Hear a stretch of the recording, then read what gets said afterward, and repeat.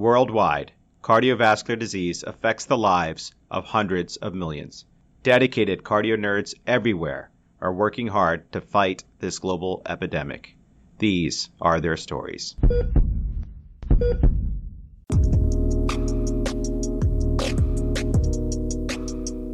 CardioNerds, welcome to this very first of a brand new program, the joint ACC CardioNerds Narratives and Cardiology series, developed to promote diversity, equity, and inclusion. This is a collaboration between the CardioNerds, the Pennsylvania ACC Chapter, and the Fellows in Training section. We want to thank our project mentors, Dr. Katie Berlacher, who's the president of the Pennsylvania State Chapter, and Dr. Nosheen Riza, who's the immediate past chair for the FIT section. Their roles as mentors, advisors, allies have been instrumental, certainly for this project, but also for CardioNerds in general. So Dr. Berlacher and Dr. Riza, we cannot thank you enough for all you've done for us.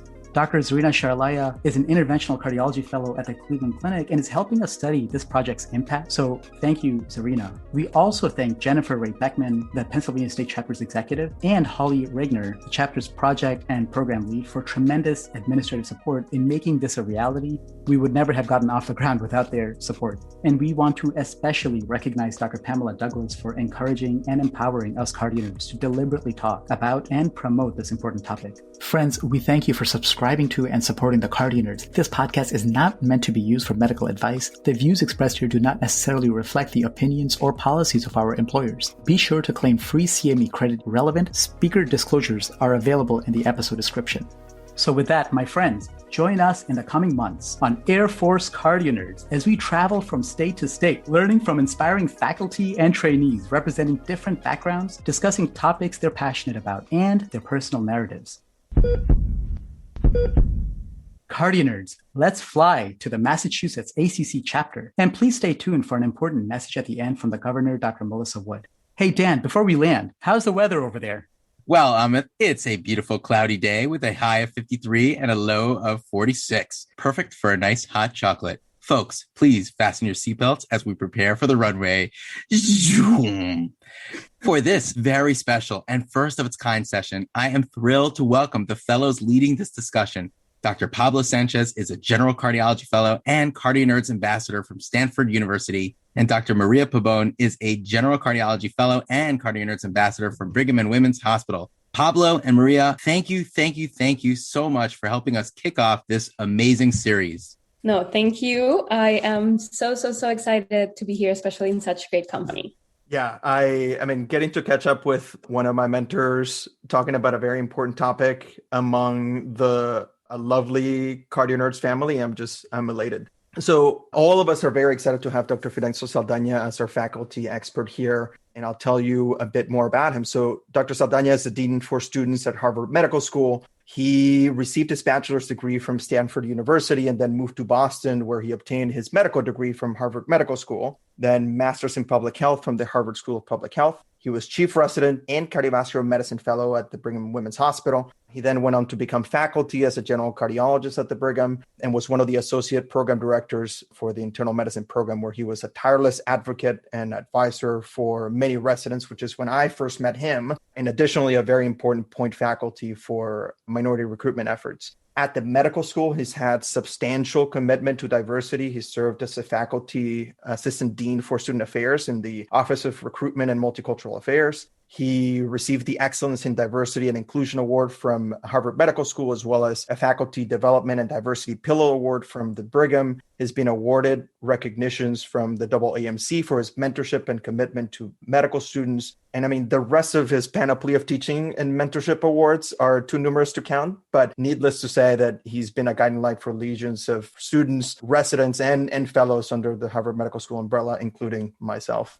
So welcome, Dr. Saldana. And before we go on, because we have very many interesting questions for you, I just wanted to share a short story about how I met Dr. Saldana. I am a first-year fellow at the Brigham. So I just moved to Boston maybe, a few months ago in the last summer. And as we all know, moving to a new city and a new hospital is tough. And imagine during a pandemic, it's even harder to get to know the people that work in the institution. Also, the cardiology department at the Brigham is huge. Pablo and Dr. Saldana know. So I am very ashamed to confess that I did not know of the existence of Dr. Saldana until one day he actually sent me an email just introducing himself and saying, Hey, Maria, I know there are not very many Latinx physicians in cardiology, and I just wanted to reach out and say hello. And that email meant a lot to me as Latina and as a trainee, because as you guys discussed in one of your prior episodes, you can't be what you can't see. And, here it is, the Dean for Students reaching out to me to make sure I knew I was not alone in this path. After that, we went for a coffee, socially distanced coffee. Back then, he told me about his trajectory, gave me some career advice, put me in contact with Dr. Fatima Rodriguez, and that I got to meet her through Zoom, and now has also become a huge role model for me. So I just wanted to share this story because I think that really speaks to the kind of man that he is. Thank you, Maria. I think I was probably more excited. Anytime that I see, a Latinx name that I don't know, I am just really thrilled that there is somebody else in this community. And it was really amazing to be able to chat with you and to hear your story. And really proud to have you as part of the cardiology community, but more specifically the Brigham cardiology community. No, thank you. I'm so struck by, Maria, how you met Dr. Saldana. I don't know what the typical schedule for a dean looks like, but I can't imagine that it's very flexible or very free. I know. Usually, you reach out to people and, it's more like the trainee reaches out to the mentor or something. But this case was the opposite. Yeah, I think it really speaks to Dr. Saldana's warmth and commitment, which again is a recurring theme from everyone, Dr. Saldana, that we've heard about you from, whether it's Aldo Schianone or, Jesse Holtzman and countless others. So it's really such an honor for us to join you here in Boston, Massachusetts. As you know, the CardioNerds Narratives is aimed at highlighting the power that diversity, really at all levels, in people's backgrounds, upbringing, philosophies, talents, the value it provides for everything we do in medicine with a capital M. I think maybe the best way to start this conversation is to provide the background, solidifying the strength that diversity and inclusion provides. Putting aside the inalienable goals of personal and professional fulfillment and achievement, which is as much a right for minorities as it is for everyone else, the value to patient care will surely resonate with everyone. After all, this is our mantra, our raison d'etre. That's absolutely right, Amit. And I think here we all believe that having a diverse workforce is surely to positively impact our patients at multiple levels. So I would like to ask Dr. Saldana, what benefits do you see with improvement in Latinx representation within our workforce? Wonderful question. I think first and foremost, it's access and quality of care delivered. And when I think of these, I think we can think of statistics and think of how it affects the population as a whole, but sometimes thinking of one patient, can really show you an example of that. And I think back to one of my first patients that I had as an attending, who was a woman from Puerto Rico who had rheumatic heart disease. And she had been receiving clinical care, excellent clinical care by a colleague at our clinic and using an interpreter. But over the course of years, she had experienced some challenges and had not maybe visited as often as she should have, and was really at this point almost debilitated by atrial arrhythmias. She had triple valve disease with rheumatic heart disease affecting her mitral valve, her aortic valve, and her tricuspid valve. And she'd been offered interventions and surgeries, but things really weren't clicking very well for her. And my colleague referred her over to me, and we chatted, and, the look on her face that I not only spoke her language, but I understood her culture. And again,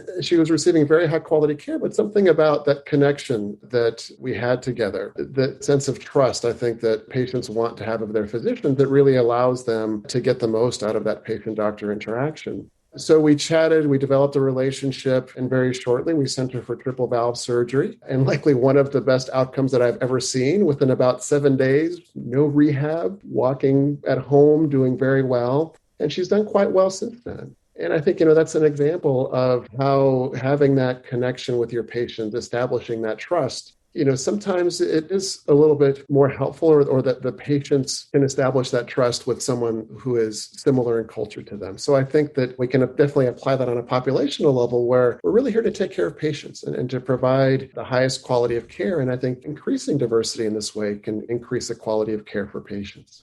Similarly, having a diverse team, as we've seen with evidence from Google as well as others, really pushes people to a higher level in providing that higher quality of care and even being aware of issues. As a Latinx physician, I think we can always try to infuse in comments or conversations with our colleagues things that are important to us or how to take care of a particular population of patients. I recall even as a fellow where we would present patients, I think you can present multiple things. I presented this particular patient with rheumatic heart disease and atrial arrhythmias, where not only can you teach your colleagues and talk about the pathophysiology of cardiovascular disease, but you can also inject issues of culture and how to take care of patients. And I think that's something that's incredibly important. And then also on the research front, Maria mentioned Fatima, who was one of my mentees at Harvard Medical School and at Brigham, who has really developed an incredible research career that started when she was a resident and now is an attending, where she really is pushing the envelope of caring for patients of diverse backgrounds.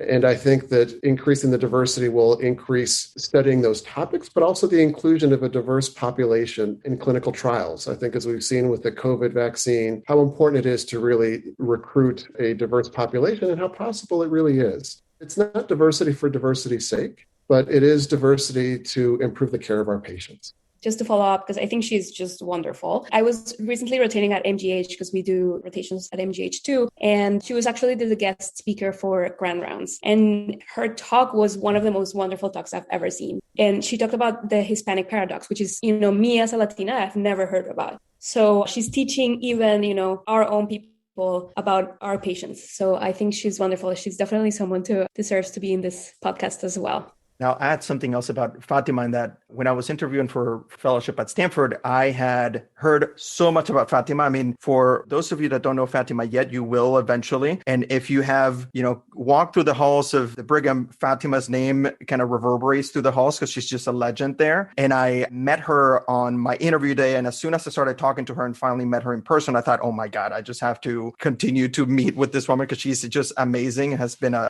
fantastic mentor while I've been here. To piggyback off of the research work that she's done, she just recently published a paper on circulation devoted to kind of delving into the issues of diversity and the stark differences in outcomes for patients from minority backgrounds, Black and Latinx patients, and how that despite after correcting for various different factors, patients from minority backgrounds end up having poorer outcomes, are hospitalized at much higher rates. It's just an incredible facile mentor and researcher, and just a testament of how wonderful person she is and how wonderful the mentorship from Fidencio Saldana can be.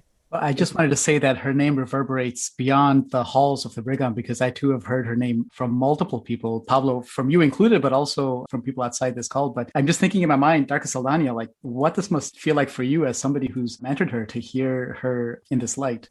I think it's just truly incredible. I think what we hope is that, as an educator, is that our mentees will eventually be our bosses, right? I think there is probably no greater feeling than to see the success of your mentees and watch them blossom over the course of years. It is, as a parent, it is akin to watching your child grow and develop. It really is truly an amazing feeling. And then to know the contribution that your mentees will make, when we care for patients, you affect one life at a time. When you are an educator, when you teach, you mentor, the effect you have on patients is exponential. So I think as another plug for this podcast, a career in medical education is also an extremely rewarding one. 100%. So maybe to bring us back a little bit, I think, 100% agree with Fidencio. I think there's just a number of arguments that can be made for furthering the case of a diverse workforce. I mean, if you think about arguments ranging from just advancing cultural competency, which we know has multiple salutary effects in the way that we treat our patients, working all the way to realizing the fact that having lasting impact necessitates changes from the top. And this means that there needs to be representation of medically trained people that are from minority backgrounds in state and local governments as well as health systems. So, I mean, there's just numerous arguments that you can make about why this is something that is important.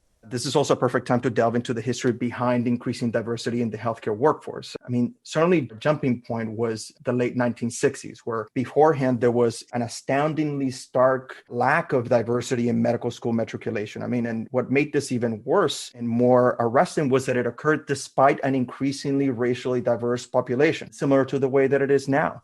So stemming from powerful catalysis from the civil rights movement, Title VII and Title VIII from the Public Health Services Act, which among many things provided grants to supply healthcare professions training, efforts by the AAMC, which includes the Project 3000 by 2000, which aimed to matriculate 3,000 minority students into medical school by the year 2000, and then countless other organizations and individuals, we end up finally seeing an uptick in the medical school matriculation of minority students. But this took decades and decades. Dr. Saldana, your path towards medicine was occurring right alongside this. So as a Latinx physician, what energized you at the time and what barriers did you need to overcome? Pablo, a fantastic question. I think that diversity has been thought of for years, and within the last, I think, 20 to 30 years, that efforts have been made nationally, as you mentioned, by the AAMC, and of course, locally at our academic medical centers to truly increase the numbers. And I think we all wish they would be increasing at a faster rate, but it's been encouraging to see some forward progress. I think for me, what has been energizing, as we've sort of been alluding to a little bit, are interactions with people. And, it may seem simple or trivial, but I remember even as a medical student that even helping someone find directions to a particular part of the hospital in Spanish was energizing. Maybe as we'll get to later in the podcast, but for me, I went into medicine to help people like my parents. So my parents were both born in small villages in central Mexico. Neither had more than a third grade education. And for me growing up, I had this special power, and that power was being able to speak English when my parents couldn't, or when other people around couldn't. And that was something that really stuck with me, that I had this special talent that I could use to help others. And over the course of my career, whether it is a patient or a student or what have you, I think it's been the most energizing part of my career. And, maybe to make it more granular to medicine and to my current role in medical education, I think seeing all patients is extremely energizing. I think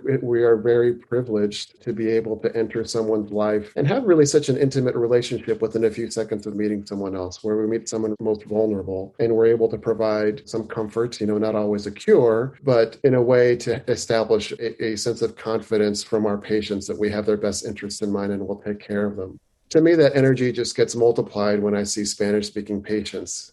It's that look that you get from your patients when they realize that you speak your language, that you understand their culture, and, the comments that you get from patients saying, you better not leave this clinic. My last doctor left, and I want you to stay around until I no longer need to see you. It's just incredible. A lot of the Spanish-speaking patients also happen to be underserved and are of low SES.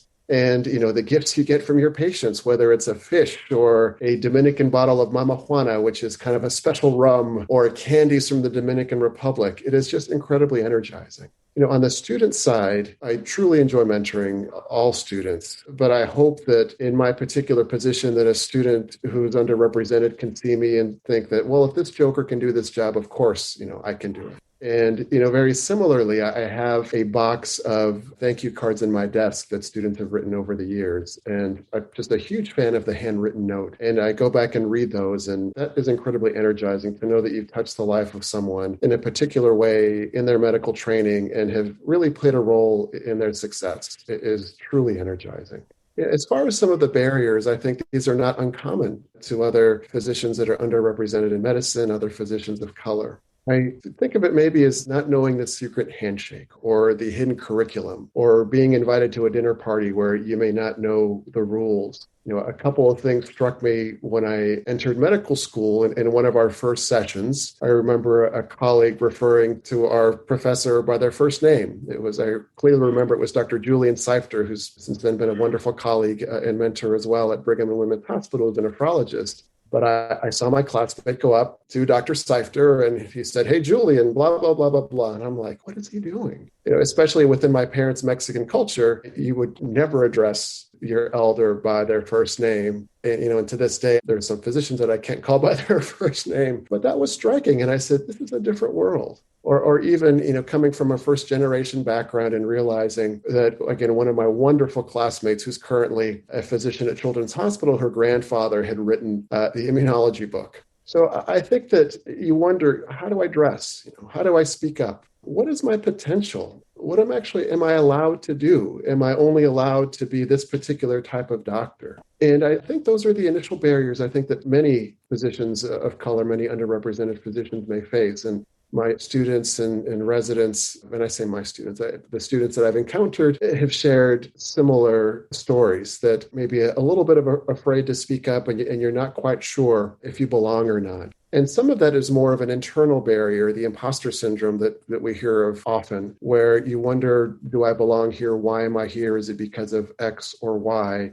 But I think that more recently, and we've seen that there are other structural barriers. There's the barriers of institutional racism that we may not have been as well aware of that do exist for everyone, and they may be hidden or they may not be so hidden. I think on a few occasions, I remember being asked to remove a tray from a patient's bedside. Nothing wrong with having that as your profession. But I think it is that sometimes that unconscious bias that occurs, and I have definitely heard it happen more to my African-American Black colleagues than it ever happened to me. But I think it just adds to that feeling of, do I belong here? And am I a part of this system? And I think, not to leave it at that, but I think a way of helping to overcome that are through the help of mentors, of advisors, of sponsors, of even forums like this to really articulate that folks that are experiencing this are not alone, and that there are forums and ways of being able to overcome those barriers. Dr. Saldana, I feel both energized and touched by the way you responded to that question. Pablo asked you about barriers, but you started off not talking about the barriers that you faced, but how you were empowered by the secret weapon, this talent, this unique drive that took root from your roots, from your parents, from the community around you, and how that informed how you approached your own training. The reason why you became a doctor, both for your patients as well as for your trainees. It's amazing. I did hear what you said about the barriers, and it's unfortunate that anyone would feel like they're deprived of an opportunity or feel like they're any less than anyone else for any reason. When I look at like Maria, Pablo, just working with them, I know they're going to be incredible leaders in whatever area they choose. What do you say to us as we grow and hopefully start mentoring others? How do we identify barriers that our students, our mentees are facing, and how do we help them bridge that gap so that way they can use their secret talents and drive and passion and weapons to excel? A fabulous question. And I think that it is very important to be able to identify these barriers. And I think first I'll start with a description of the leaky pipeline. And I think we've all heard of the leaky pipeline within STEM, within medicine, where the image really of a series of pipes that get smaller and smaller and smaller. And there's a leak from grade elementary school to high school to college to medicine, and it goes out to full professor. Yesterday, we had the privilege at Harvard Medical School to have Dr. David Brown, who's Associate Vice President and Associate Dean for Health Equity and Inclusion. And he had a different description of the pipeline that I think almost resonates with cardiovascular disease. So his wasn't a leaky pipeline, but it was a clogged pipeline. And I'm going to say, to equate it to cardiology, they were clogged arteries. So it's not that students are kind of leaking out, but that there are clogs in the system, is what Dr. Brown said, that are preventing students from moving forward. And, one thing that he described that we really have seen in the last year, I think, is that of the structural institutional racism that exists, that I think could be a big part of that clog. We think about recruiting at this point. How do we recruit talented cardiology faculty? How do we recruit talented cardiology fellows or talented medicine residents? And when we talk about that, I think many times we have many institutions recruiting for the same small pool of students, right? So a lot of effort is placed on, well, let's diversify our fellowship. And I think we have to diversify fellowships, we have to diversify residency programs, but we have to go further downstream. And I think that's challenging for us as physicians because we're not necessarily experts in elementary education. But I think we do need to think about those social determinants of health and ensuring that individuals have adequate housing, adequate food, adequate education, and really building those educational systems to increase that pool from which we can choose and recruit students to enter STEM fields and to enter medicine, to be honest.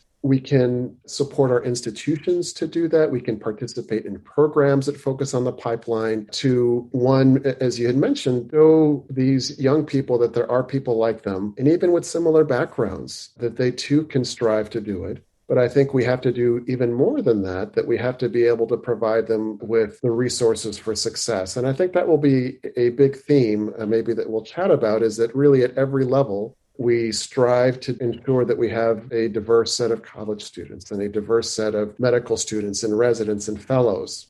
But I think it's also just as important to ensure that we have the resources to ensure that those individuals that we've recruited and have done so hard to recruit continue to succeed. Dr. Saldana, I love the analogy to the clogged artery. And as an interventional cardiology fellow, I also know that dealing with clogged arteries requires a true multidisciplinary and holistic approach, which is very apropos to what you're talking about, addressing the leaky pipeline problem. I was really just so impressed by Dr. Brown's analogy. And I think your analogy of really dealing with a clot, sometimes you need an atherectomy and before you can treat your lesion. But then that's not enough, right? You're going to need your dual antiplatelet therapy. You're going to need continued follow-up. I think that that leaky pipeline is not as rich of a description, but maybe we'll have Dr. Brown as an otolaryngologist. Maybe I'll convince him to use the cardiology analogy in his talk next. I think that would definitely work out quite well.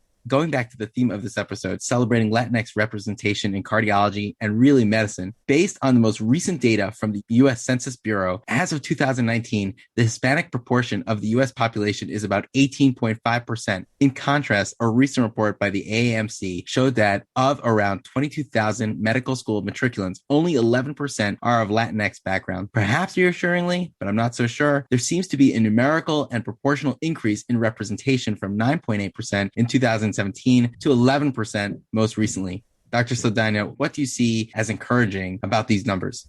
Well, Dan, I think that anytime there's an increase in numbers, we have to be encouraged, but I think we can never rest on our laurels and say that this is enough. I feel that we really do need to continue to increase the number of students that we're seeing come through college, coming through medical school, again, all the way up to hopefully attendings and faculty. It gives me pause that we haven't increased it even more, that the rate of rise is not more impressive than it is. As I had mentioned before, we need to do a better job of trying to increase the pool that we have very early on.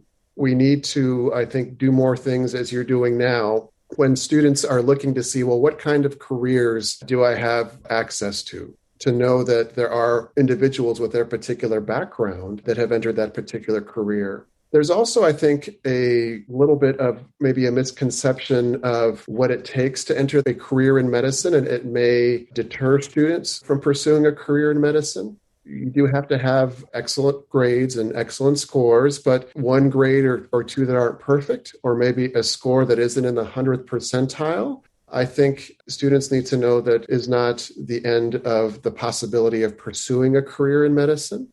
To be honest, I think really what it comes down to is the importance of having mentorship early on, whether it is in high school, whether it is in college, to really be able to reveal what is the truth about pursuing a career in medicine, internal medicine, cardiology, and to be that person that can help someone navigate through that so that they can be successful. We'd like to tell our students that during orientation that our job is to help you succeed, and it's your job to define that success. And we put up this slide of all of these incredible Harvard Medical School alumni that are doing great things. And at first it may seem that you need to be like these folks, but I think it is, in my ideal world, I would want everyone to know that what their potential is, and that, maybe being a physician is within their potential, but that they have the choice as to whether or not to pursue that. Not because they couldn't think they did it or they didn't have all the information, but you have all the information, what your potential is, and you make the conscious choice. And I think now that many students are not making that conscious choice because they don't have all the information. So we may be losing some students that could potentially continue on in the pipeline that don't. So I think, we've talked about a few things, and it's multifaceted. It is about getting through those clogged arteries and opening up some of those barriers to improved education.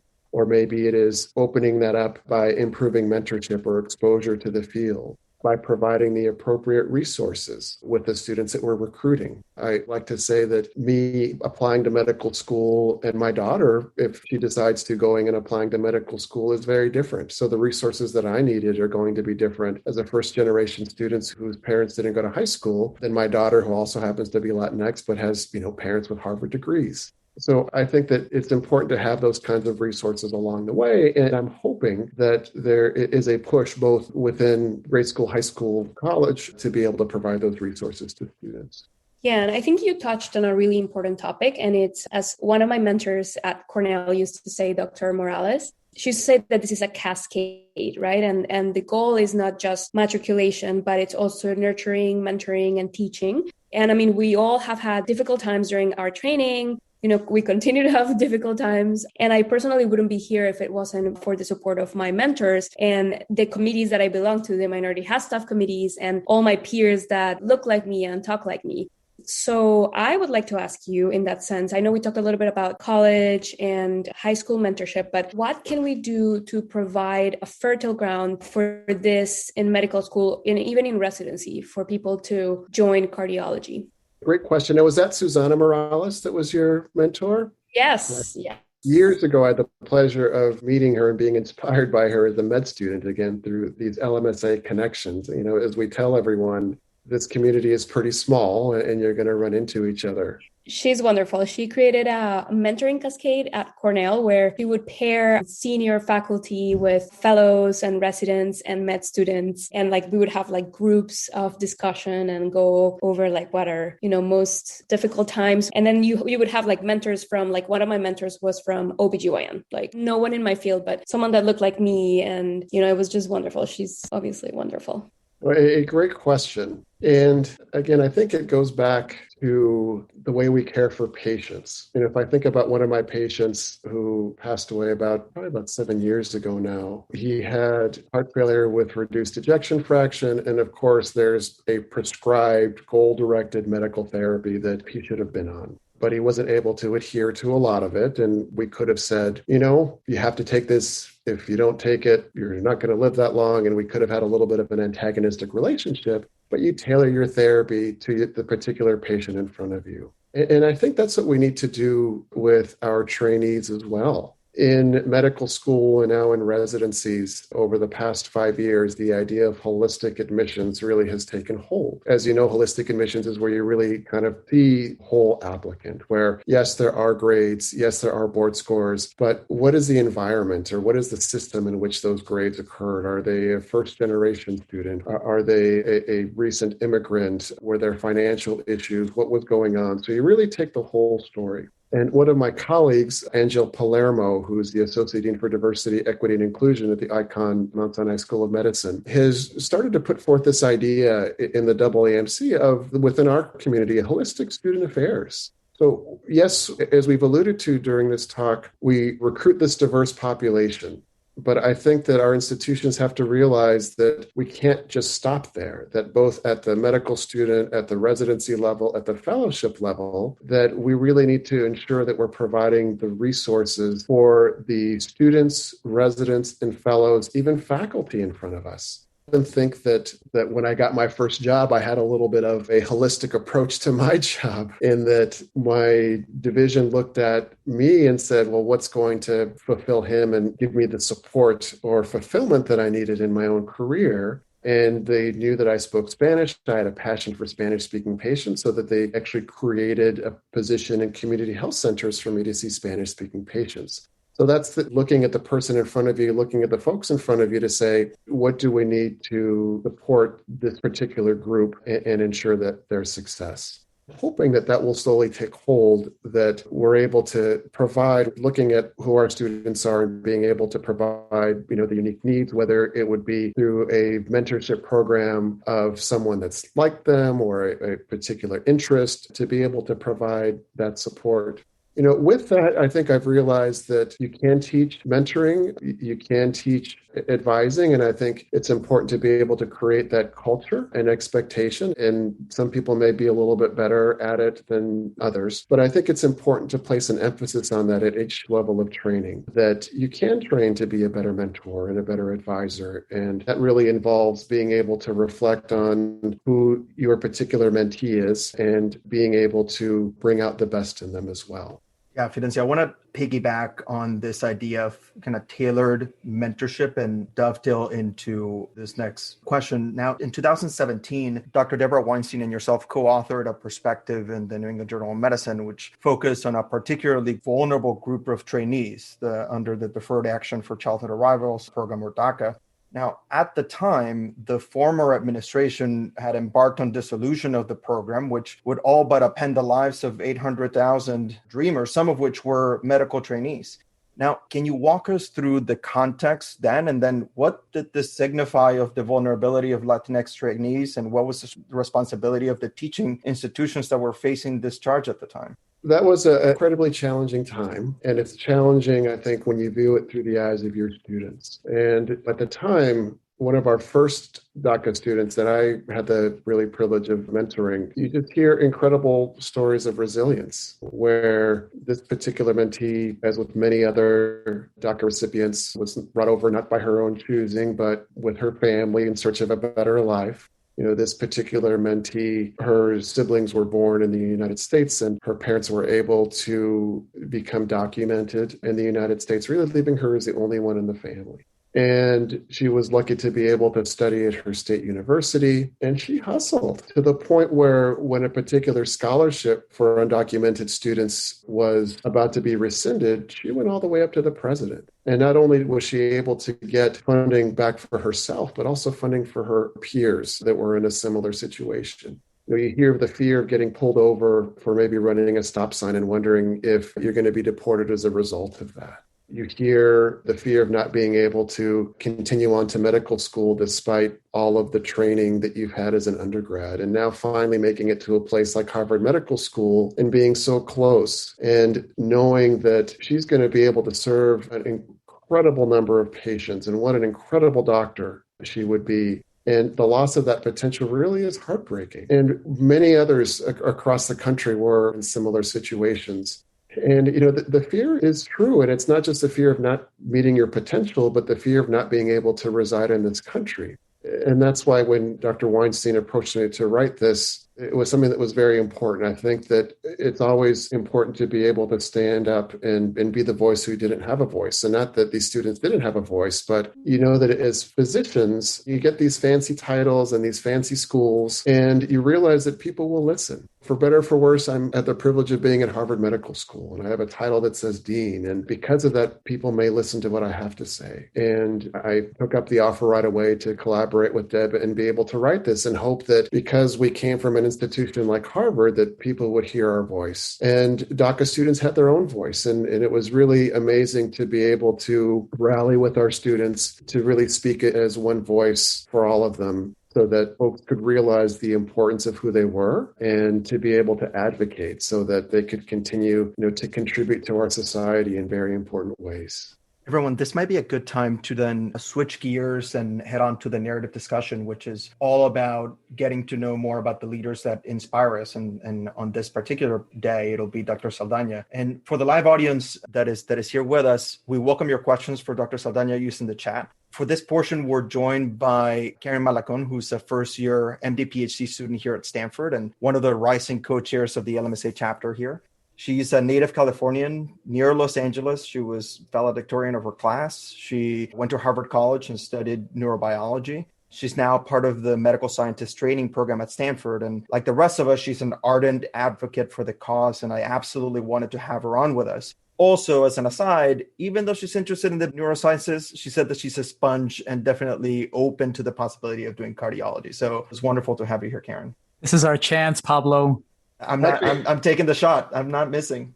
I will take another shot. I will say that at Brigham and Women's Hospital, there is an interesting thing that happens. On occasion, we have preliminary neurology interns, and for some reason, they magically get converted into cardiologists. So one of my co-chief residents, Dr. Amy Miller, who was such a neurology prelim back in the day, switched from not only just prelim, but to a categorical residency, and then actually went on to become my co-chief resident, a cardiology fellow, and an electrophysiologist. So they both have those in common. So I think there still is hope for us to recruit Karen to our side. First off, thank you so much for that very warm introduction, Pablo. It truly is such an honor to be here and to be with all of you, and I just feel so inspired. We're actually doing our cardio block right now in medical school. So this has become my new favorite book, Rapid Interpretation of EKGs. And I'm finding a lot of similarities between the neuronal action potential and then the cardiac one. We have gap junctions. Neurologists, synapses, we have gap junctions. Amazing. Closer. So I guess, Dr. Saldana, the first question I wanted to ask is, what was the moment when you decided that you could or would go and become a cardiologist? That is a great question. So I think I first became interested in cardiology as an undergraduate, where I took a preventive cardiology course. And I found it very interesting. It was my senior year. I took it, and I think I was fascinated by the public health aspects of cardiovascular disease and how important of an illness it was in our country. And then I sort of left it aside. And then right now where you are, I was taking my cardiovascular pathophysiology course. I really just fell in love with the elegance of the heart as a pump and with flow through tubes, through the vessels and smooth muscles and relaxation and the elegance of the cascades that were occurring on the cellular level and how I could see it, I could feel it. Not that there's anything wrong with the kidney. I love the kidney. We couldn't use diuretics without it. But just something about being able to see and touch aspects of the cardiovascular system, I think from an intellectual standpoint, was when I became interested. When I thought I could came later. That came after I met folks at Brigham and Women's Hospital and saw people that kind of looked like me as cardiologists. And maybe if I had seen some oncologists, I would have been an oncologist instead. But I met some incredible cardiologists that you may know. So David Aguilar is currently a cardiologist in Texas. Dr. Eldrin Lewis is now the chief of cardiology at a small hospital on the West Coast somewhere. Pablo, do you know where that could be? I don't know. I think it rhymes with Manford, I think. Okay. But I'm not totally sure. And then Dr. Michelle Albert, who, again, an illustrious cardiologist at UCSF and president-elect of the American Heart Association. So I was very lucky. So that was the time where it changed from I'm interested to I could potentially do this. And it was really incredibly empowering to be around them. They just happened to be interested in cardiology and happened to be the mentors that I was able to kind of latch onto as a medical student. So that's when it really first hit that, I kind of like this and I think I can do this. And I was really encouraged right off the bat by the three of them that this was a potential career for me. But I will say I tried not to do it, believe it or not. I was interested in health disparities, and I thought, well, maybe I could be a generalist and a hospitalist and study health disparities, and maybe I could be an endocrinologist and do it that way, or maybe I could be a cardiologist. And here's where the information comes through. I was almost afraid of being a cardiologist. I was thinking, I'm never going to see my family. I'm always going to be on call. I don't know that I can do this. So I did have some doubt. So that's the reason I actually didn't apply straight off. And that's why I got the opportunity to do an MPH after residency. But I was lucky through mentorship to be able to fill the void, to be able to realize that cardiology really is an incredible career that affords you the ability to really design in the kind of lifestyle that you'd like. So if I wanted to, I'm sure I could have joined a private practice cardiology of 7 and be on call 1 in 7. I could, as I did, maybe join an academic practice where you have the privilege of having fellows and residents that are taking care of patients at night. And, I could have been an interventionalist or EP, but, I decided to take the general cardiology imaging education path. And I sort of realized that you have to love what you're doing, that if you'd rather maybe be working a few more hours loving what you're doing than working less hours and really not enjoying what you did. So I think it was those insights that came. And then I think when I realized really what an incredible field cardiology is, like I can't really think of any other field where, you can be a primary care physician, you can do preventive cardiology and really focus on that aspect of things. You can be a radiologist doing cardiovascular imaging. You can be a proceduralist. You can deal with patients similar to an oncologist that are maybe end-stage heart failure. You can deal with transplants, vascular. It is just such a rich field that you could really find anything that you want. Basic science, health policy, public health. I would argue that there is not another field that gives you really so many opportunities to practice clinically, to do research, to do policy as cardiovascular disease does. Fidencio, you are originally from Los Angeles, California, and you're born from parents that immigrated from Mexico, neither of whom had the opportunity to pursue higher education, but yet they instilled in you a passion for that. Can you tell us more about what that was like? They did. I think that, as I had mentioned, my parents are both from small towns in central Mexico, and they came to the U.S. as many immigrants do in search of a better life. And, my dad was a migrant farm worker for many years until he settled in LA and became a factory worker. My mom was sent over to live and help a family in Los Angeles, which is where they met. And I think with both of my parents, just, outside of a career, but just life, I think that from them, I learned the value of hard work, where my dad just really worked tirelessly. And he would always say that, nadie te puede quitar la educación, nobody can take your education away from you. And he said that, he never wanted me to work as hard as he had to work. He wanted me to have that better life. And he definitely has given me that privilege. And it was always for the help of others. I think regardless of how much or how little we had, my parents were always incredibly generous. We were always the house that would welcome neighbors, or that family would come, or somebody needed a place to stay, or relatives came to visit. It was always just an incredible generosity of giving of yourself. And I think if we kind of take away all the technology and trials and everything else about medicine, it really is about that. It really is about giving of yourself to another individual, of generously giving your expertise, your empathy to care for another, where there's nothing that you're specifically getting out of that relationship, so to speak. It's not to your benefit, it's really to the benefit of others. So I think that's where that initial interest in medicine, that altruism, came from for me. And I was very fortunate. I think my job as a kid was always to do well in school, was to really study hard for that fulfillment of a better life that my parents came to the United States for. And as I mentioned, sort of that superpower of being able to speak English, it sort of stuck at the doctor's office. I think those two things kind of melded, where I wanted to help others, and what better way to help others. And, as a kid, you think of taking care of a sick person. A more sophisticated conception is of taking care of someone at their most vulnerable, when they're not well. I think that over the years, I think there was no really better way of being able to do that than being a physician. And you sort of go about it blindly a little bit.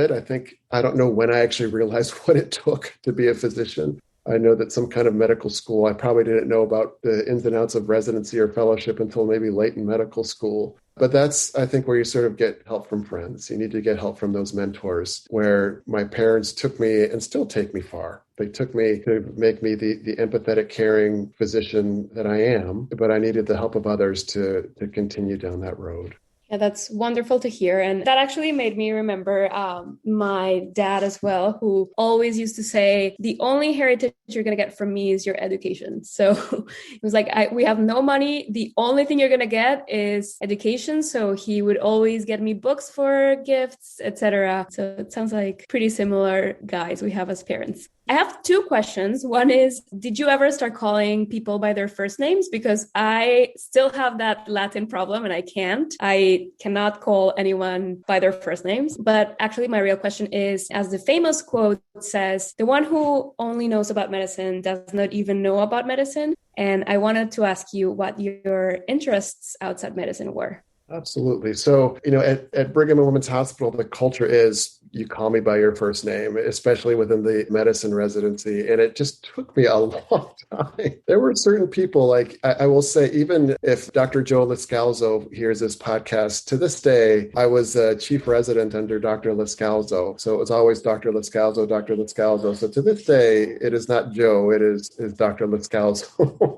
Same thing with my mentor, Dr. Alvin Poussant, who again is never Alvin, but Dr. Poussant. But I'm glad that the Brigham created just that sense of community. We really are colleagues, which is an incredible community to be a part of. Interests outside. So lately it really has revolved around family, to be honest. My wife, Anna, she's a superintendent at Boston Public Schools, an assistant superintendent, and I have three amazing kids. Amelia, who's going to turn 16 next month, Joaquin, who's 14, and Mateo, who's turning 12 next month. And that really is the center for me, and things revolve around that. Even just to think of the COVID pandemic, doing things together, we would more so at the beginning than now, but cooking is a big deal in our family. So whether it's baking something or trying to cook a Dominican recipe or cooking a Mexican recipe, and Joaquin, who's the middle kiddo, is more of the cook, and being able to share that with him. And my daughter is the baker, and being able to share that with her, and then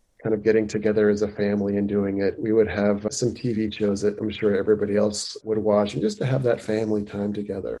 Before the pandemic, we enjoyed traveling a lot. Love road trips. I don't know why I like to drive so much, but our two memorable road trips were Florida to Boston twice. We did the easternmost states once, and then we went over and did that. And you're in the car, and I don't know if any of you, Dan, you have children. I don't know if anybody else has children, but there's something special about riding with kids in the car. You have their attention. They're a captive audience, and they have no choice but to kind of, tell you their stories of their day, and you can hear about that and, share experiences with them, especially when you're on a road trip. And my wife did an amazing job for our first Florida road trip, and that there were no devices. So coming up with games and things to play. Before the pandemic, again, we were blessed to be able to travel a lot. And we went to Spain for February break. And then we got to go to Puerto Rico and the Dominican Republic, which is where my wife's family is from the Dominican Republic. So the kids got to see part of their heritage. And then Christmas, we got to visit grandparents in California.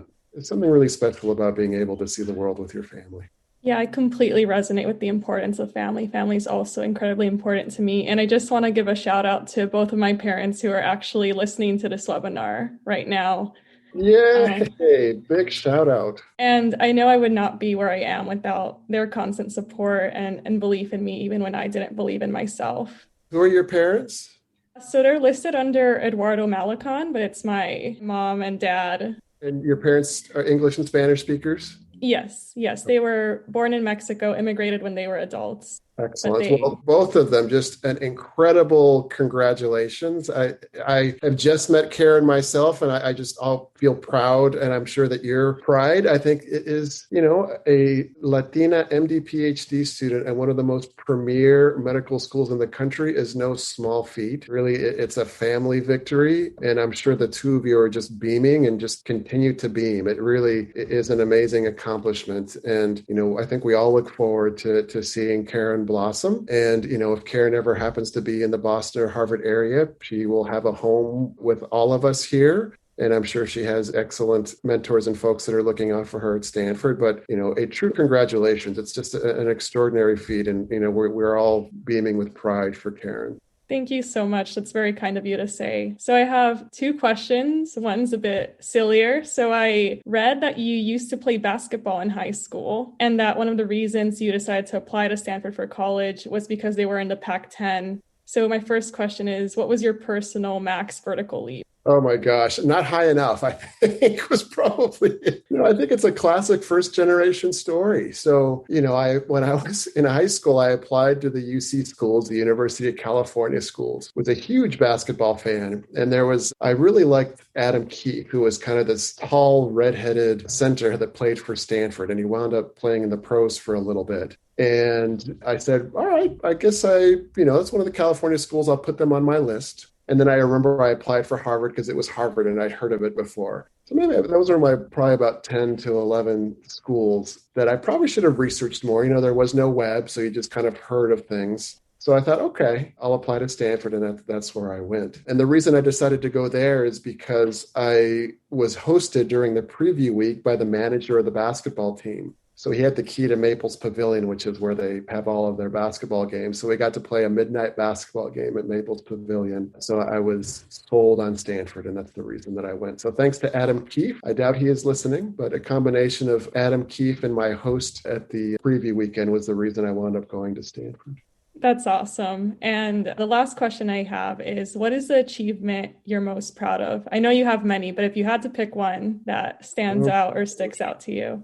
That is a great question. I think there are multiple. I think it's hard to say. And I sort of alluded to a little bit. I think the greatest achievement is that look in my patient's eyes when they feel that trust from you that you're going to take care of them. And it's that same look that you get from a student's eyes when they feel listened to and they know that you understand and that you're here to help them. So I think that to me, those individual connections are the greatest achievement. And I think one other one really sticks out. I remember actually crying about this one. I had just gotten my official letter that I had my first faculty job at Brigham and Women's Hospital. And just this rush of emotion that all these years that my parents' sacrifice of coming to this country, their sacrifices of putting us through schools, the challenge that you faced going through college and medical school, all the training that you did, and I'd made it. Graduations were very special. But that was it, that all of the years of sacrifice, that this kid of Mexican immigrants was going to be a cardiologist at Brigham Women's Hospital and Harvard Medical School, that all of the shoulders that I've stood on were there with me. And that was just an incredibly powerful moment. And it just kind of hit. I remember driving down Route 9 and it was like, oh man, I made it. And not just me, but I've brought everyone with me. And now my work begins where I need to help others do the same.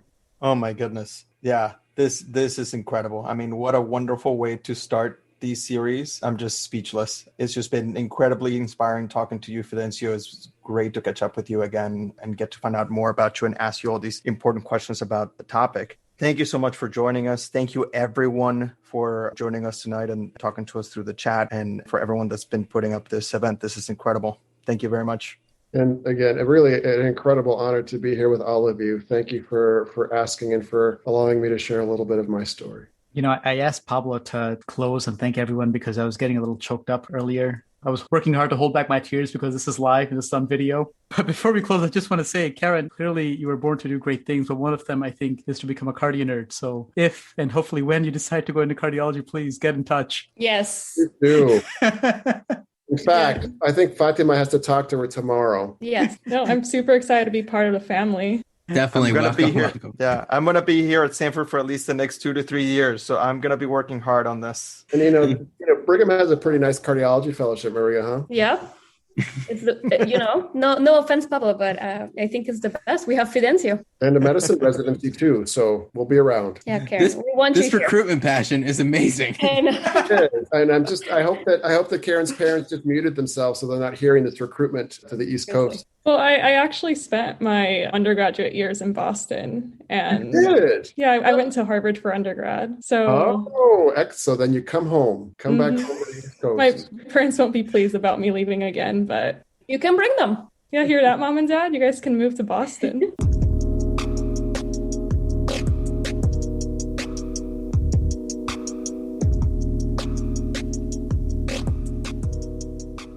I'm Malissa Wood, and I'm the governor of the Massachusetts Chapter of the American College of Cardiology. And we are so proud of our colleague, Dr. Fidencio Saldana, who shared his story in this really exciting podcast. Dr. Saldana has been in Massachusetts for quite a long time. However, as you heard in his story, really has roots from far, far away. And his course and his inspirational story and his achievements in the field of not only sharing his story, but bringing those from diverse backgrounds to cardiology is quite remarkable. In his role at the Harvard Medical School, he has really served as an anchor for the medical students as they progress through their 4 years and has certainly been a welcome face to many. We're so proud of all that he has done and continues to do, not only for the medical school, but for cardiology and for medical education in general. His impact really is felt locally, regionally, nationally, and globally. I was so excited to hear him mention the name of Dr. Fatima Rodriguez as one of his former trainees. The Massachusetts chapter of the ACC was so fortunate to host an event in February of this year in which Dr. Rodriguez spoke. We designed this event really to address disparities in care and to educate the members of our chapter who attended the event. The title was Eradicating Disparities in Black, Indigenous, and People of Color Patients with CV Conditions. And we were incredibly fortunate to really have a dream team of speakers. Dr. Michelle Albert, Dr. Rodriguez, that I mentioned earlier, Dr. Rachel Bond, and Dr. Sherry Burnett Bowie, who is actually from Massachusetts General Hospital, spoke about cardiovascular disease and how we can really work to reduce the disparities.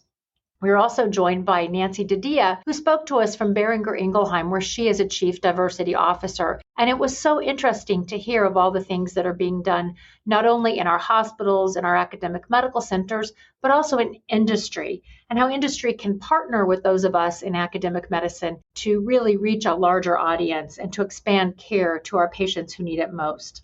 I'm also very proud to announce that this fall, October 30th to be exact, we will be hosting an in-person as well as virtual hybrid program entitled Cardiovascular Care of the Pregnant Patient. This is being co-led by Dr. Nandita Scott and Dr. Doreen DeFerrier from my institution, but really will be directed to fellows, medical trainees, and early career cardiologists who want to learn more about how we can care for our pregnant patients. And I bring that up because I think we all recognize that the maternal mortality in the United States with regard to pregnant patients is at an unacceptably high rate. And Black women are significantly affected by this really shocking situation. So we're hoping that this program will really help with the education. Personally, I have reached out to the members of our council of the ACC in Massachusetts and many of my members on a one-by-one basis, really to ask them to serve as mentors to underrepresented trainees, whether medical students, residents, fellows, early or even mid-career individuals, to really lend a hand and help build their careers. Especially, we want to reach out to those who are thinking about a career in cardiology to show them what a rewarding and exciting career cardiology can be. So again, it was such a pleasure to hear Dr. Saldana share his story, and I look forward to speaking to you again on CardioNerds.